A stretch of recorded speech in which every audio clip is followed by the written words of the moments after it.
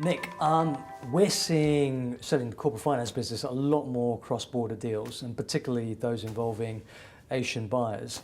I know you've done a piece of work recently on emerging markets, and I'd be interested in your view as to what the findings were from that piece of work, particularly in relation to their propensity to buy in more mature economies. Coolin, absolutely. The research we conducted showed that we are seeing many more businesses from high growth markets investing in mature markets, and it was running at about 5% of global M&A in 2012, and at about 30 billion euros of investment coming out of the high growth markets through M&A into mature markets in 2012, which is about 3 times the level that we saw in 2005. And interestingly, if you look back over sort of a 5-year period, what you see is that the volume of M&A investment coming out of higher growth markets into mature markets was about $160 billion, which is slightly larger than actually the investment going in the other direction. Yeah. So it certainly is a significant theme and something that we have seen a lot more of recently. Yeah, yeah. And in terms of bringing your findings to life, how did you go about collecting the data? Well, this is a subject that is really where the knowledge is really distributed throughout the PwC network, because you've got businesses all over the world involved in this activity. So we interviewed about 20 partners and specialists around the PwC network, both individuals based in mature markets like the UK, Germany, the United States, as well as in higher growth markets like the Middle East, India, China and Russia. Yeah, yeah.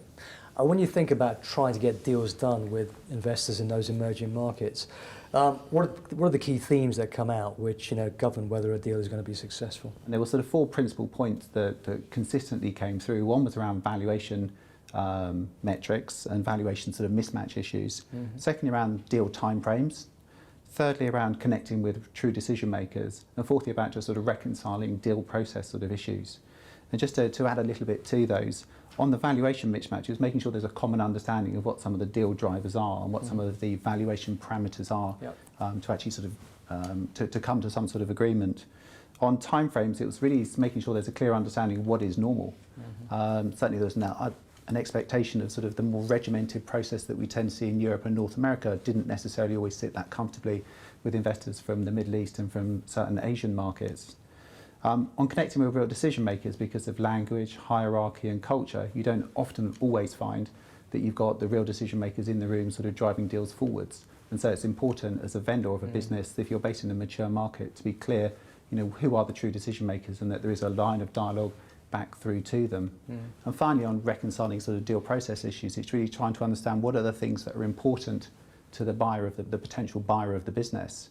And those may not always be the things that from a mature market perspective you have prepared for. I mean, listening to what you say, it feels like deals with emerging market investors can take a lot longer to complete. And in a way, it's much more important to make sure you understand the rationale for a deal and potential deal breakers up front to make sure that you're advising on a successful transaction. Is that fair? Yeah, Coolin, I think that's absolutely right. And I think that, as we see more and more of these deals going forward, more businesses based in the mature markets will need to make sure that they're properly thought through and are prepared to actually engage with some of these businesses, which probably will be quite important to shaping the future of M&A. Yeah, I mean, Nick, that's great. I mean, I think the one clear message is we're going to see more emerging market investors buying in Europe or more mature markets, and we need to be cognizant of that across the global corporate finance business.